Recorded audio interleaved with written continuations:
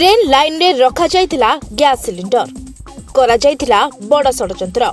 उत्तर प्रदेश अलीगढ़ जिलार सीमा फाटक निकट में रेल ट्रैक रे एक एलपीजी सिलिंडर मिलवा परे उत्तेजना सृष्टि होईछि। दिल्ली हावड़ा रेल लाइन रे एक खाली एलपीजी सिलिंडर मिलवा परे एहाकु देखि लोको पायलट जरूरीकालीन ब्रेक लगाई ट्रेन को अटकाइथिले, जहा फल एक बड़ दुर्घटना एड़ाई जाइथिला।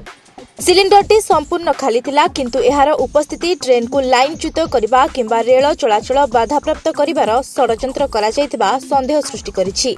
दिल्ली रे संप्रति विस्फोरण परे राज्यव्यापी सुरक्षा सतर्कता मध्यरे एही घटना घटिछि, जहा सुरक्षा एजेंसी गुडी को सतर्क कर दैछि। कैफियत एक्सप्रेस आजमगढ़ बाहरी दिल्ली अभिमुखे जाउथिला। ड्राइवर एवं यात्री माने कोनोसी क्षतिरु वंचित होइथिले। सहायता पुलिस कमिशनर आरपीएफ गुलजार सिंह नेतृत्व रे एक दल सेठारे पहुंची सिलिंडर टिकु ट्रैक रु बाहर करथिले। तेबे कोनोसी विस्फोरक एवं क्षयक्षति होई नथिले मध्य एपरि षडयंत्र किए करिथिला ताहार तदंत करा जाउछि।